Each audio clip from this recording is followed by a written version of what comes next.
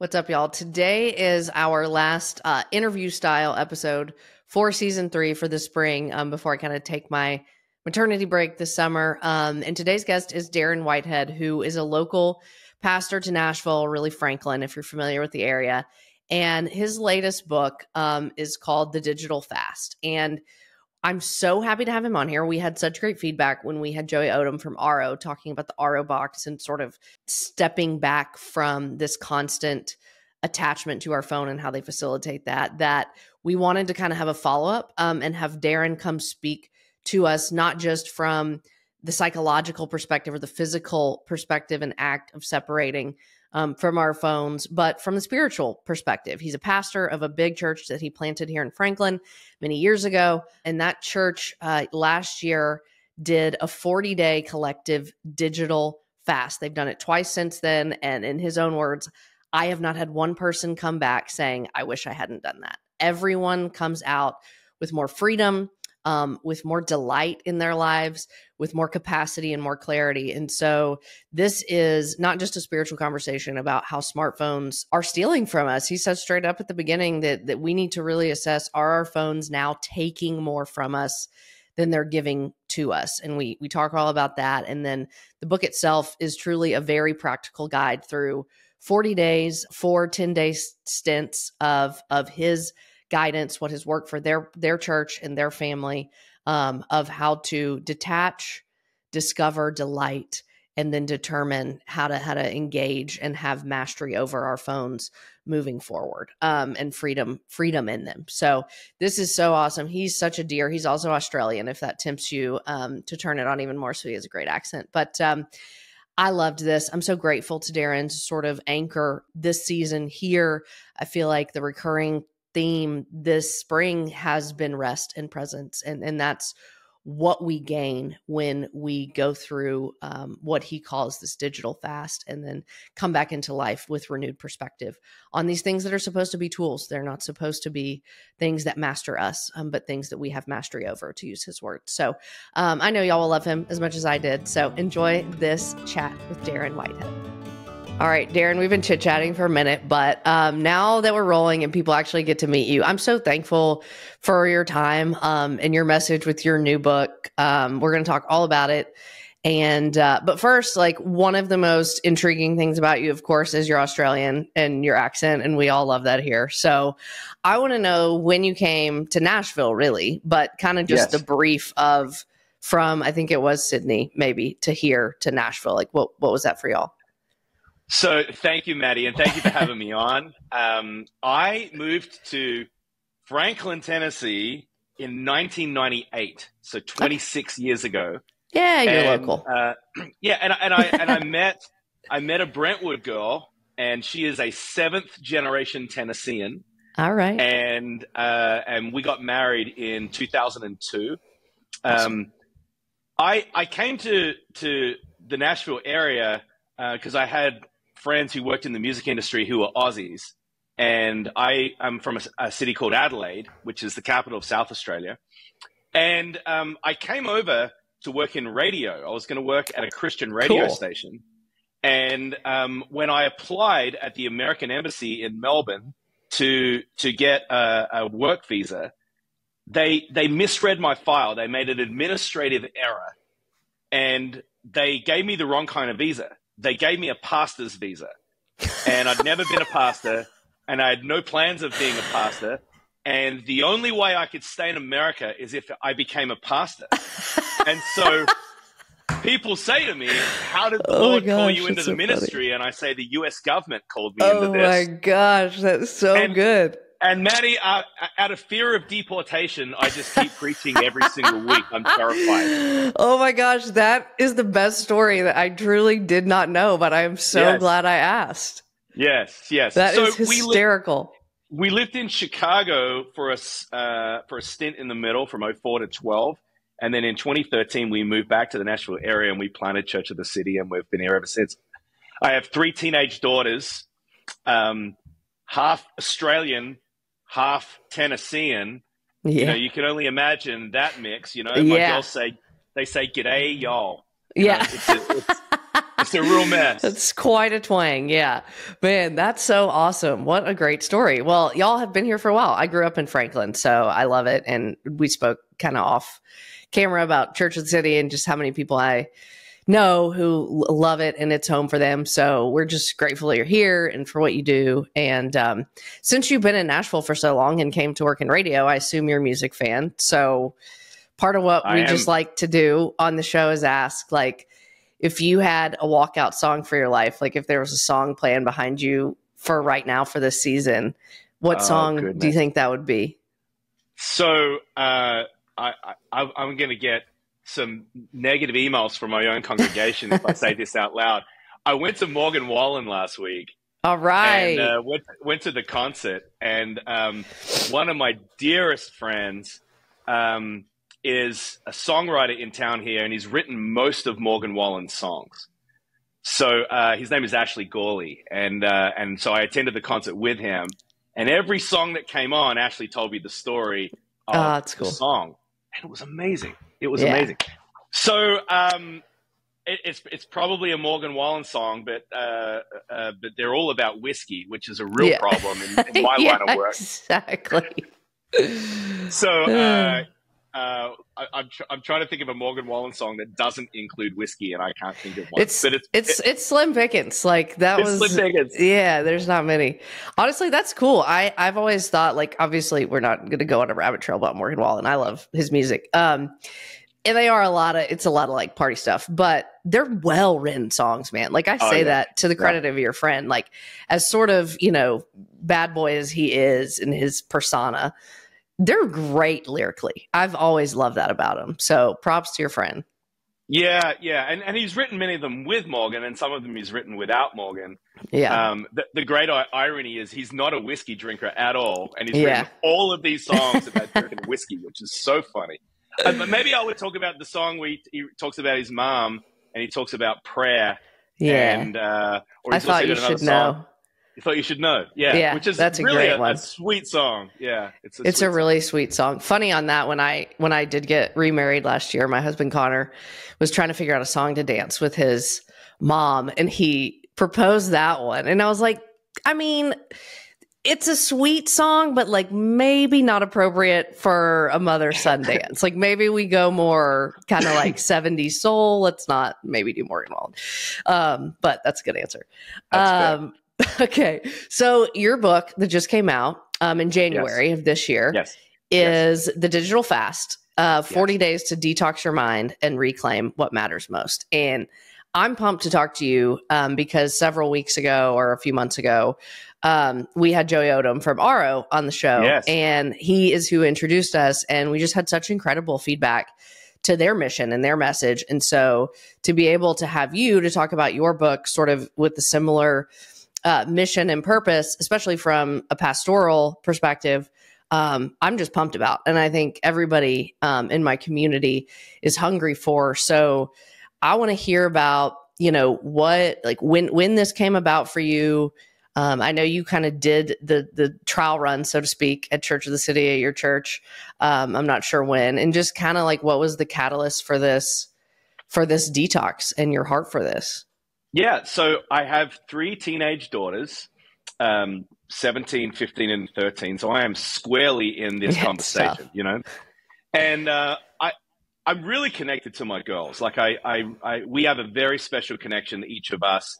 And like a lot of dads, I take my daughters out somewhat regularly on one-on-one dates and just sort of try to find out what's going on in their heart, Mm-hmm. And a couple of years ago, I decided I was going to take each of them out in 1 week. They could choose the restaurant, and I was going to ask them, all of them, the same 2 questions. And the first question is, what's dad doing right that he needs to do more of? And what's dad doing wrong that he needs to do less of? And I felt like my dad game was reasonably strong, so I went in fairly confident, Yeah. To the first question, they all said different things. We like it when you make us laugh. We like it when you injure yourself and it entertains us. We like it when you take us to school. These kind of things. Without colluding with one another, their answer to the second question was exactly the same. They said, we wish you didn't spend so much time on your phone. Yikes. Oh, Maddie, it was like a dagger in my heart. And maybe I could try to explain it away if one of them said it, but all three of them said it. Yeah. And so this made me start just thinking about this from a personal standpoint. But as a pastor, as a shepherd of people, I was just really starting to do a deep dive on evaluating the impact of smartphones and social media, what it's doing to our mental health, our social health, and our spiritual health. And I never heard of a church doing this before, but we about annually we do a season of prayer and fasting. The idea of fasting biblically is probably the most neglected spiritual practice in the modern world. And so we start off the first 21 days of the year having a season of fasting, and people started to say, I'm thinking about maybe fasting from my phone. And I thought, that's a cool idea, but it's a different idea than what biblical fasting is. And that idea started to germinate in my head, and I decided to say to our church, we're going to do 21 days of fasting. And if you're considering fasting from your phone, a digital fast or a digital detox, put that on hold. And we're all going to do that together a couple of months from now. Let's do that. That's an important idea too. Let's do that later in the year. And so last year was the first time that we ever did it. And thousands of people decided that they were going to jump in and be a part of it. And our church has done it twice now. And it's been one of the highest impact things we've ever done, which sounds shocking, I know. But what we encourage people to do is to think about the apps on their smartphone. We're not saying you need to smash your smartphone with a hammer. What we're saying is there's got to be a balanced approach between addiction and Amish, right? There's got to be something. There's got to be something in the middle which makes sense for regular people. So we invited people to think about the apps on their phone through the lens of distraction versus utility. So distraction apps are things like social media and games and news apps and video apps like YouTube, even email. Get these apps off of your phone for 40 days. Reduce your phone back to a utility device, which is what it used to be before there were smartphones, like flip phones, phones that just did talk and text. They were not destructive. There was no mental health problems that came as a result of a flip phone. That's right. So you want to reduce a smartphone back to a utility device. So it is, phone and texting and calendar and GPS and, your calculator. Like there's nothing destructive about boarding a Southwest flight and using the Southwest app. Totally. You don't then go sit on the plane and play with the Southwest app for the next 45 minutes. Right.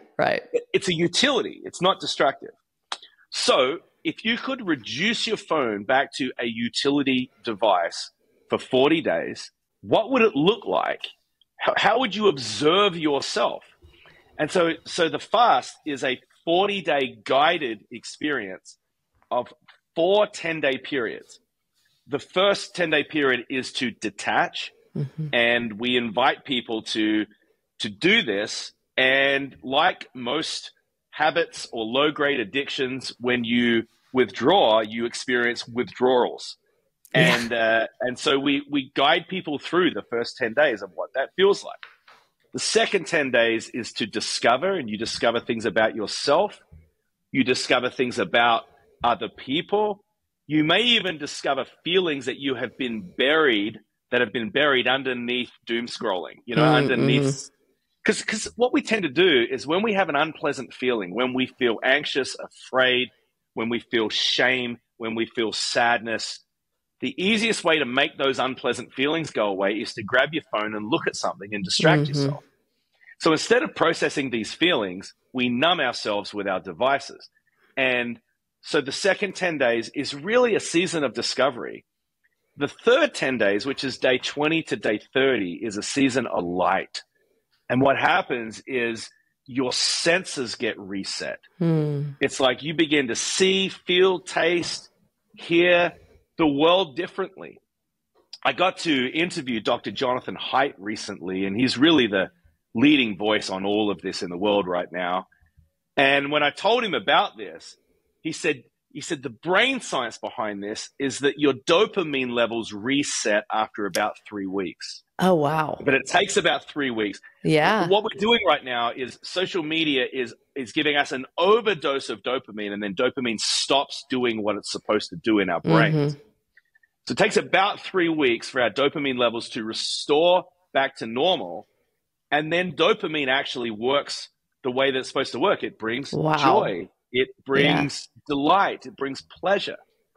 But we have destroyed our dopamine levels, and so it stops working.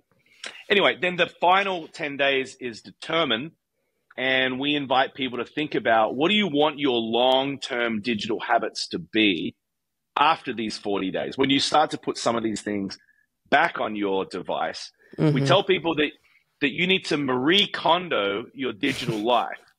So Marie Kondo, of course, is famous for helping people clean out their closets. You hold up a piece of clothing, and the question that she asks is, does this spark joy? Yeah. And if the answer is no, then you throw it out. If the answer is yes, then you keep it.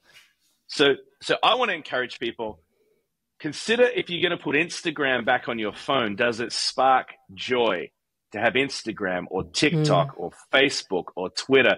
Do these spark joy? Interesting, Maddie. About 50% of people who do a digital fast don't put social media back on their phone.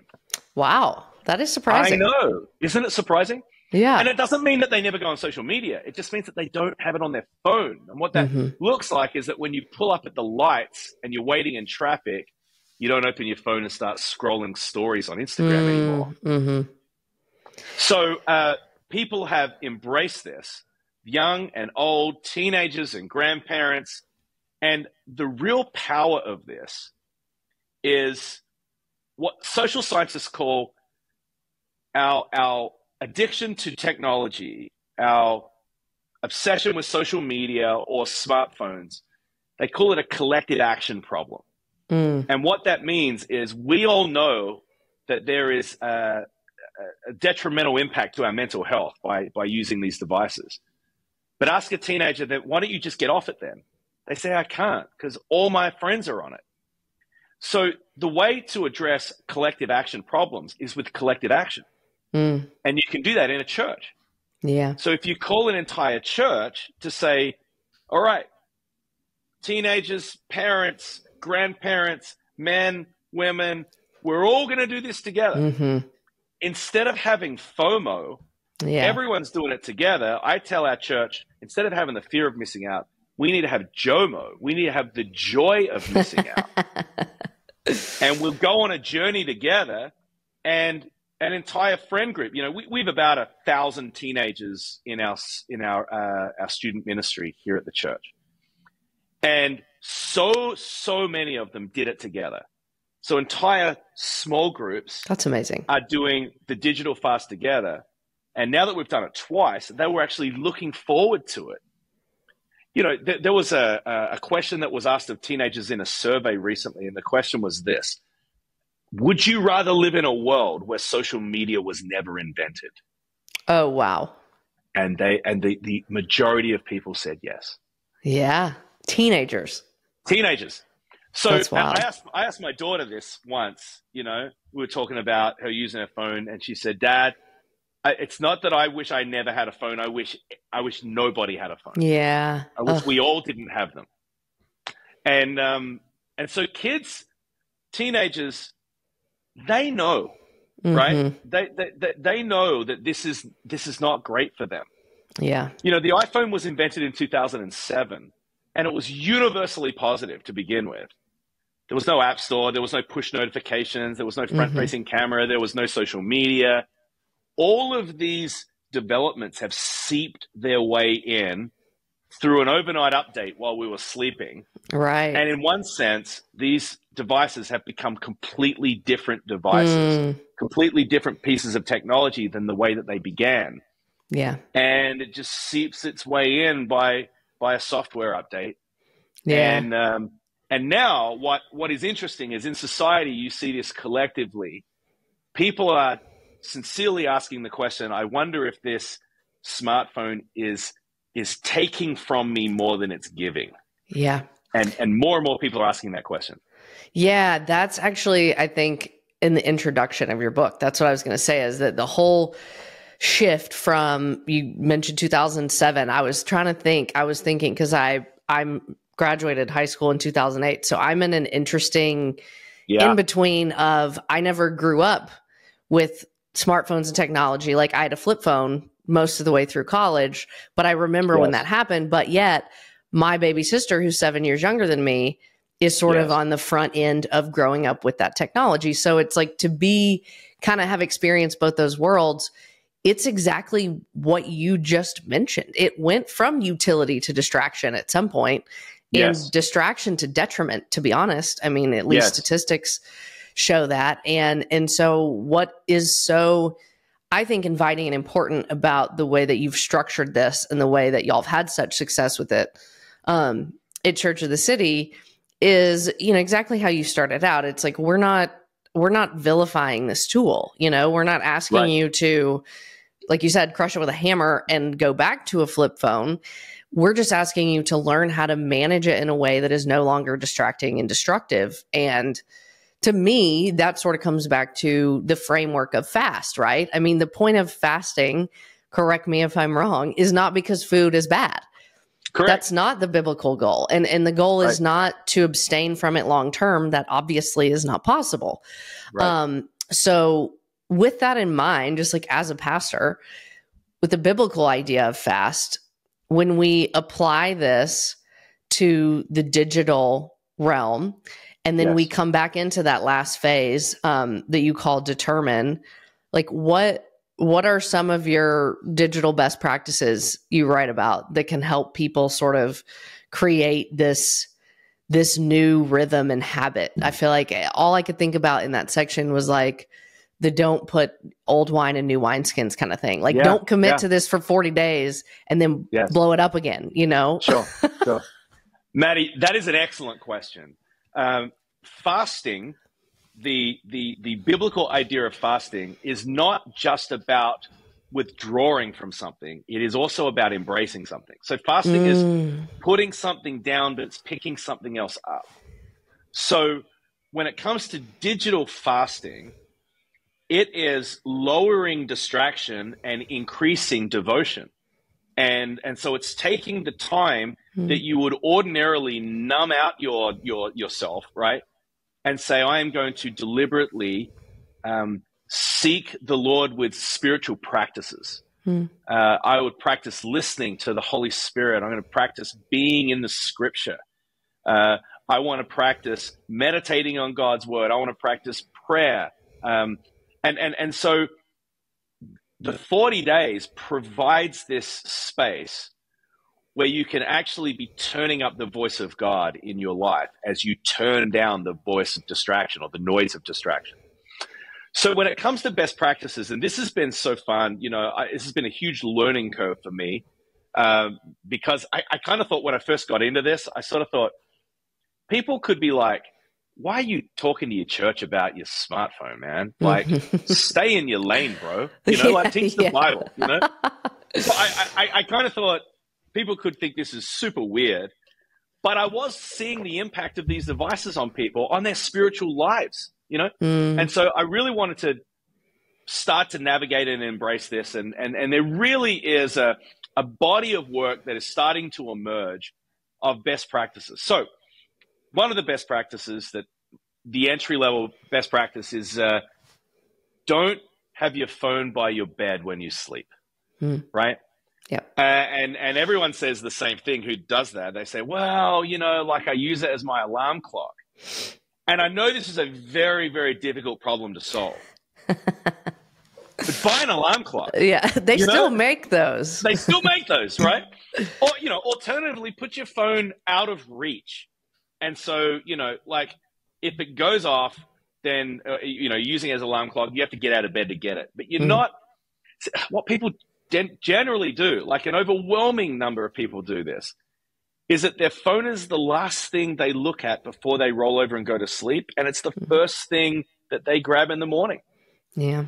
And if you open your phone in the opening seconds of your day and you see notifications, you see emails came in overnight, you see text messages, it's almost irresistible to not check them, right? And everyone feels this. But what happens is, as you are like coming into consciousness for the brand new day, you immediately just have this barrage of things that are coming at you and you're barely awake. This is not a good way to live. Mm-mm.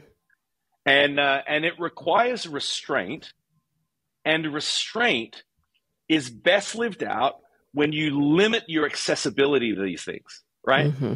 It's kind of like if you don't want to eat junk food, then don't have junk food in your house. Exactly. Because you can be really strong for a lot of the time, but not all of the time.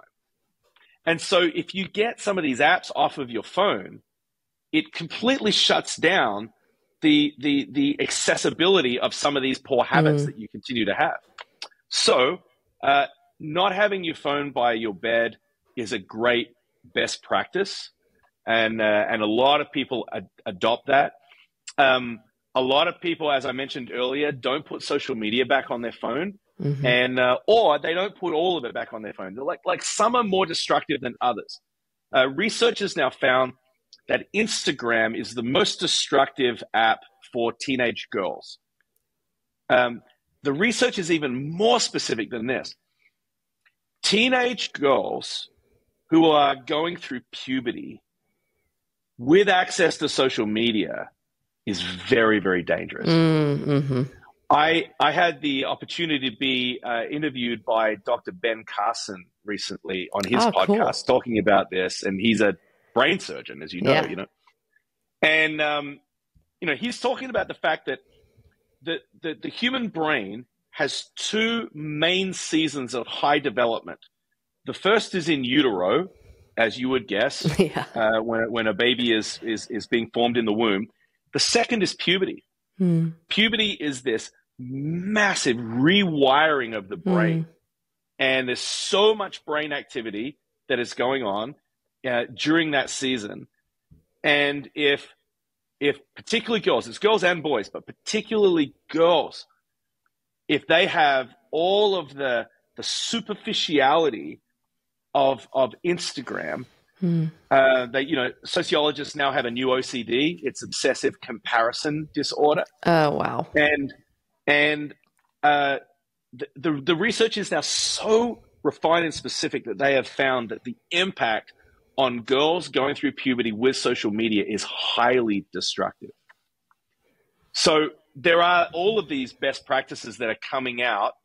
Jonathan Haidt is actually championing this in his new book, The Anxious Generation. And he suggests 4 things, particularly for parents of preteens and teenagers.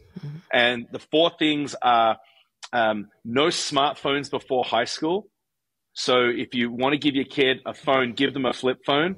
And to your point earlier, the millennial generation did not have this astronomical mental health crisis. Gen Z has had this crisis. What is the distinctive? Smartphones. And they have, this is not just correlation in research now, it's causation. They can actually see it. So first thing, no smartphones before high school. The second thing is no social media before 16. So hold off giving kids social media until 16. The law right now is 13. The social media companies, the platforms are not even held accountable for verification. So a kid can just check that I'm 13 and they can get an Instagram account. And so you have 10 and 11-year-olds who have Instagram accounts. The third thing is phone-free schools. There is this movement that is emerging, like, let's get the smartphones out of school and let's let these kids have a break from these devices. Gen Z, the latest research now is Gen Z is spending up to 9 hours a day on their smartphones. It's wild. 9 hours. And 5 of that is on social media alone. This is like a full-time job. And the impact is yet to be fully realized and understood. As we're experimenting on this generation with these dangerous devices. The fourth thing that Jonathan Haidt says is that there needs to be more unsupervised play outside for preteens and for teens. Yeah. And his big thesis is, in many ways, parents have overprotected their children in the real world, and they have underprotected their children in the virtual world. Oh, wow. And so we feel great about the fact that our kids aren't walking on their own to the park because we don't want them to get abducted. But we give them a phone and they sit in the corner of their room and every predator in the world can reach them. So it's so hard. Yeah, it's hard. So a lot of best practices regarding social media specifically, and I think having people ask themselves the question, what are the apps that are most distractive for me? And what would life look like if I didn't have them on my phone? Yeah. I started to use them in a different capacity. I used them on a laptop or an iPad or something like that. So you still are able to be on social media. You're just not checking it 65 times a day. Yeah. Yeah. One of my favorite sections was the delight section. I feel like that just, it's more delightful to think about. But, just in thinking about joy and this whole idea of resetting our senses and the dopamine thing after 3 weeks is wild. Like that blew my mind.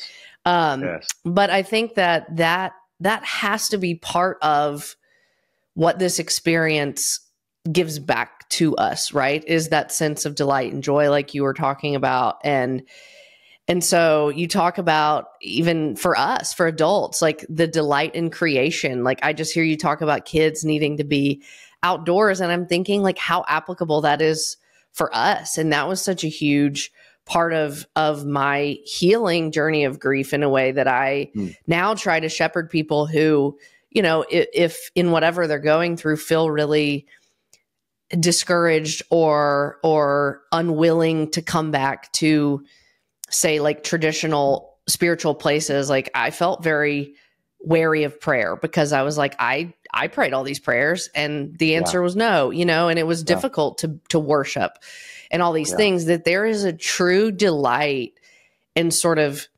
trustworthiness in experiencing God in nature that we just don't get as a whole in the modern world. Smartphones are not. And so I just hear you talk about that with kids, and it was part of your delight section, and it makes me happy. And it's springtime here. It's like beautiful here right now. It's so great. And I tell you, the interesting thing about that is that you don't consciously realize you're missing it, right? Totally. And so I remember when I was the first time I did the fast and I was in this delight season, I stopped carrying my phone around my house. And, and I realized that I had it with me all the time. And so because I had nothing distractive on there, like I didn't even have it with me anymore.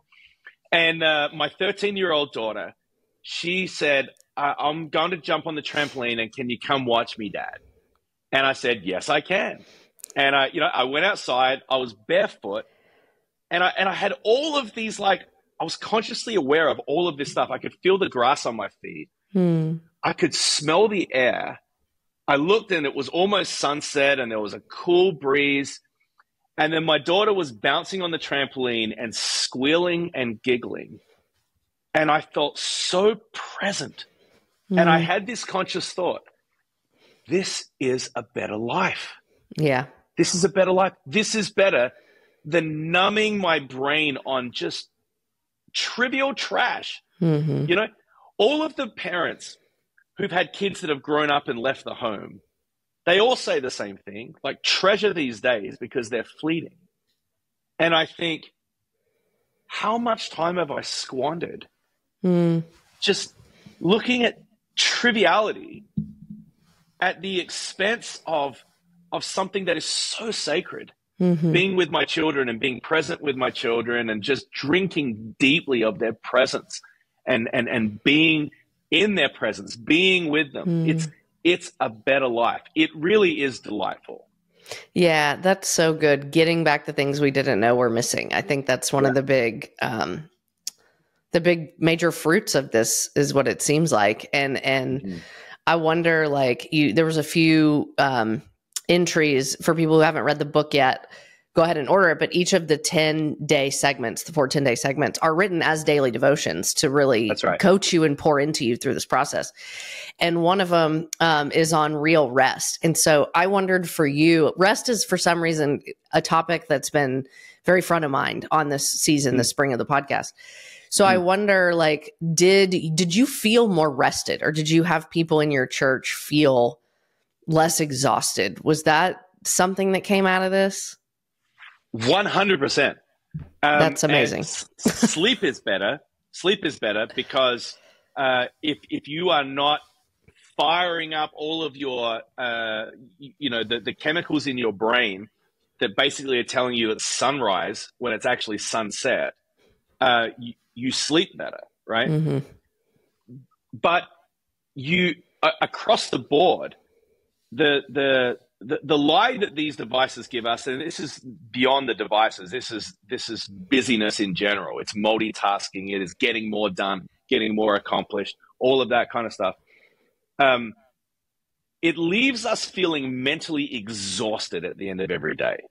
Like we just feel utterly exhausted. Mm-hmm. It's like we feel more exhausted and yet somehow less productive. Yeah. And, the research says that when we get interrupted, if we're doing a task and we get interrupted, it takes 23 minutes to get back to the same level of concentration that we were at or focus. And so if you have notifications on your phone and you've just got, Amazon's letting you know that the package just arrived. And so then you're going on and you're checking what package just arrived. And so you're just getting constantly interrupted. Teenagers, I think the research is that teenagers get on average 260 notifications a day. God. So 260 times they're grabbing their phone and they're grabbing their phone. And so many of us, even if you don't get a notification, it's just sort of like reflex action. You grab your phone to see if you missed the notification. You know what I mean? And so you talk about rest, like this leaves us restless. Mm-hmm. Yeah. And we are mentally tired. We have a hard time getting things done. You ever find yourself watching a show on TV and you grab your phone to look at something, you numb out yourself for a little bit on the phone and you realize you've completely lost the storyline on the TV show and you've got to rewind it again. Yeah. And so a show that should take 45 minutes, fast forwarding commercials, ends up taking 2 hours because you keep having to rewatch things over and over again because you keep getting distracted. Yeah, we don't realize how restless they make us. That's a great way to say it. And I think part of the reason, to kind of circle back to the start even, that we see this technology and these smartphones taking more almost than they're giving. You said, are you being productive or are you just too busy?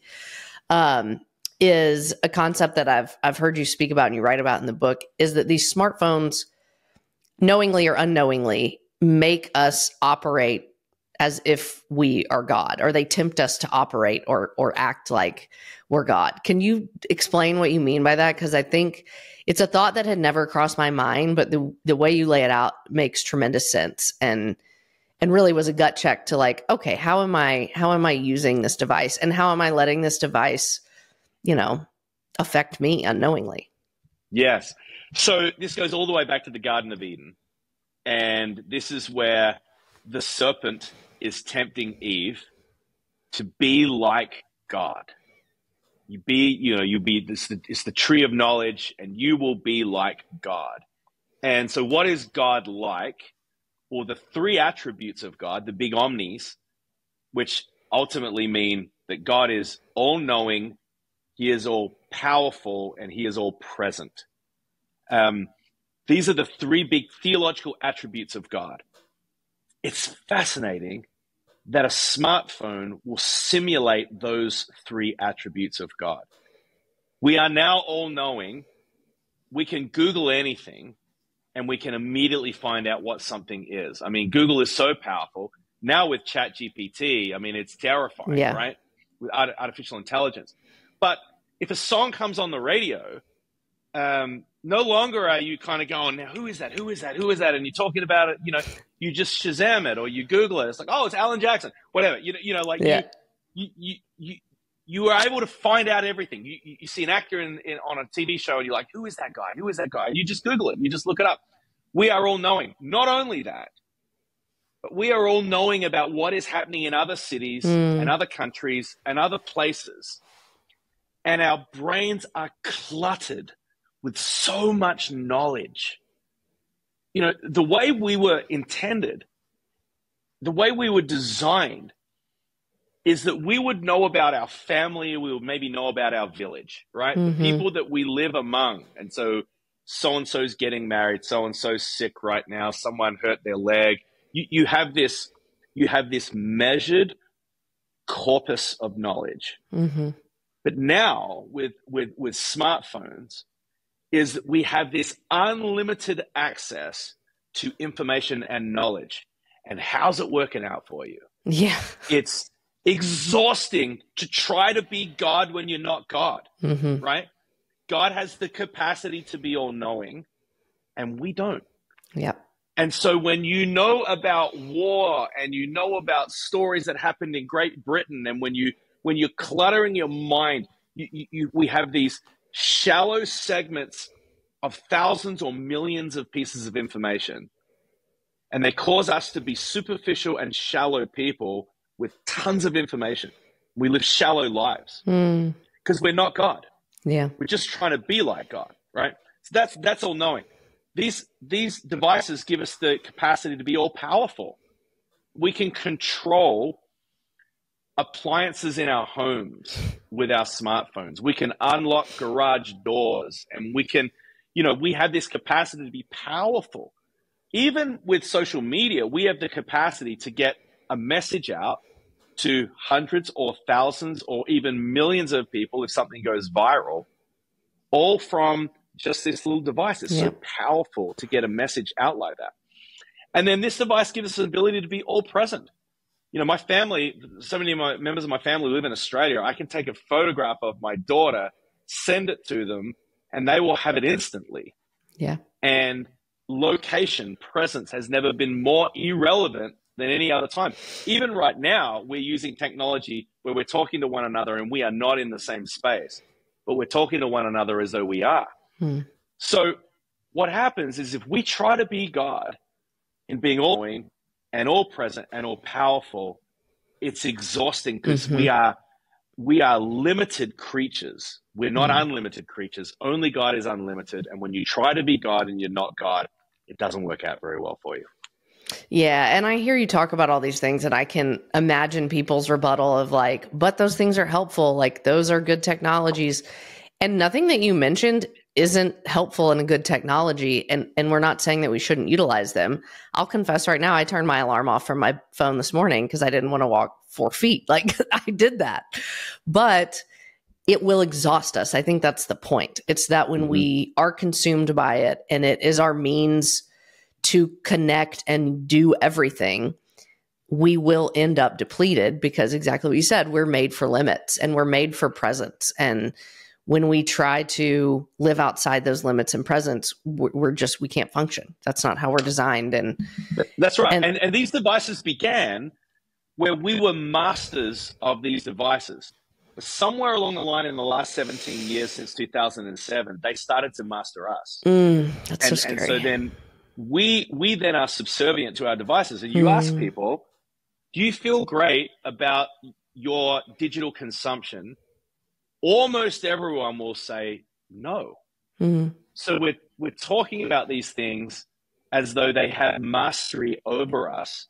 And what a digital fast does is it gives a very actionable step to say, I want to try to get this technology and put it back in its place where it's helpful and healthy, and I have a mastery over this device and this technology, so that it is helping me in utility functions. It is not distracting me and numbing me through my life.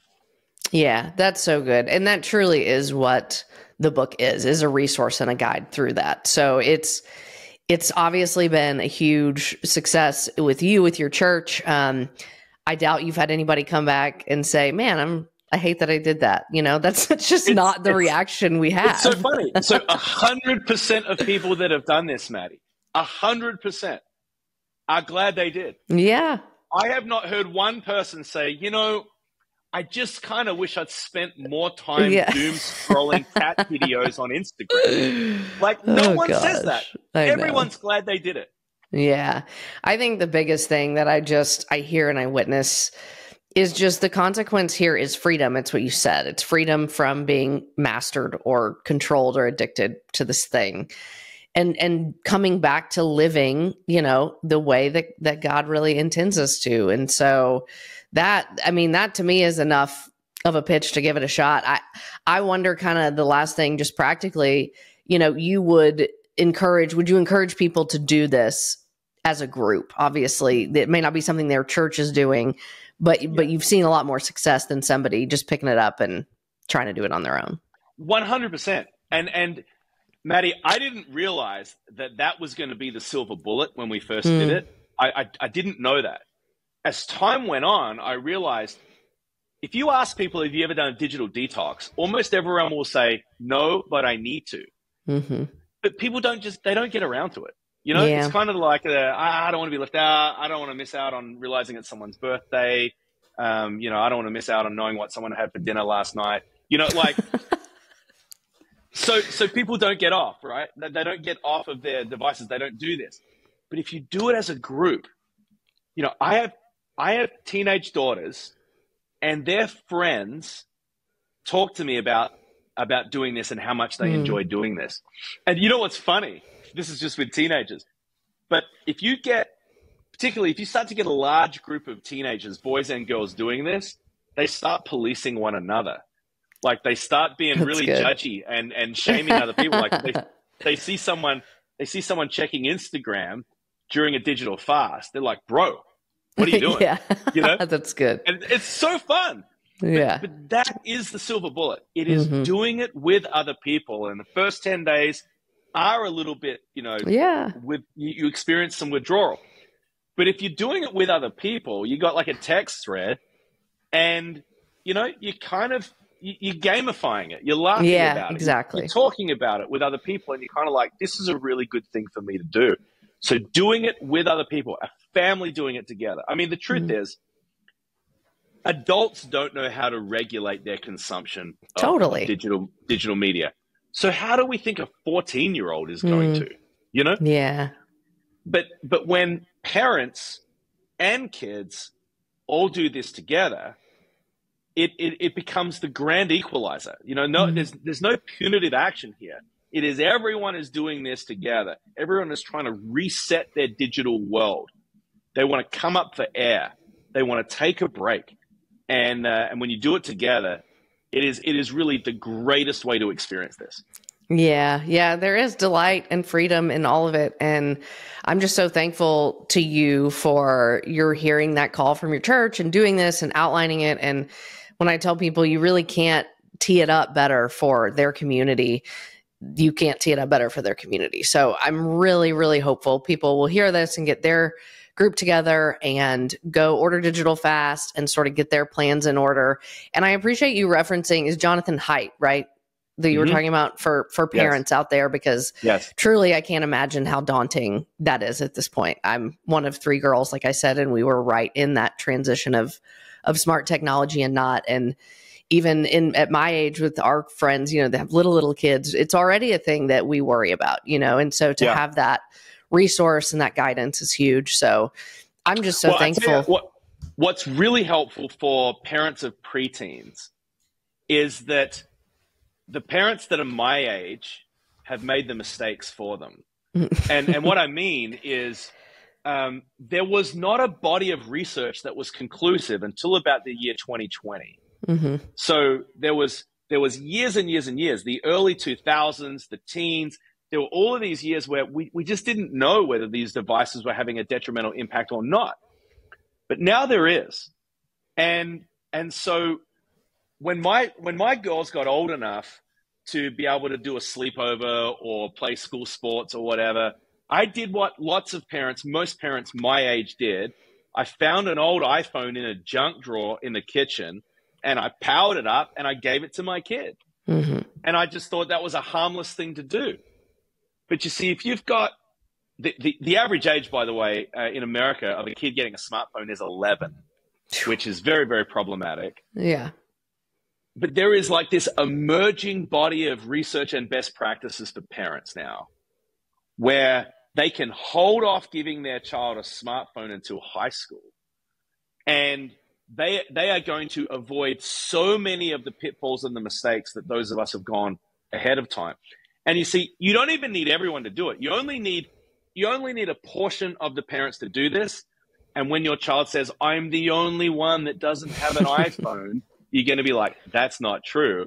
I know your friend's parents. And we have all agreed that we're not giving our kids smartphones until high school. Yeah. So yeah. The parents coming behind us are really going to benefit from the mistakes that we made. Well, that's great. And I'll definitely find, especially Jonathan's work that you're referencing, and link it here so parents who are in that season or preteen season can go there, and as well as obviously your book. So I'm just so thankful to you. I mean, congratulations on this and just like what it's meant for your church and your family. And I just thank you for your time and like that you kind of stepped out in this world that is very hard to be a pioneer in. People don't want to hear it. Yeah. Well, thank you, Maddie. And I'm very thankful for you using your voice, sharing your story. I know you've helped a lot of people as they have been on journey through grief and finding joy. And, you know, God has written such a redemptive story through your life. And, and I know you've encouraged so many people. So thank you for using your voice for that. Oh yeah, he's so good. It's such a story to tell. And I mean, where we always like to land is joy. So I want to know for you, Darren, what's something bringing you joy right now? Oh man, my girls, love it. My daughters and my wife bring me endless joy. I was one of 3 boys, so I never even had any sisters. Yeah. And I live in a house full of ladies. And I always say, there's always someone crying in my house. It's usually me. But I guess so. We are about to go on vacation soon next month. And so we're sort of wrapping up our year. And we just love being together. We love being together. And being a dad has been the great joy of my life. And I love that. It's not always easy. But my girls bring my wife and I just endless delight. And so that's where they have been such a source of joy for us.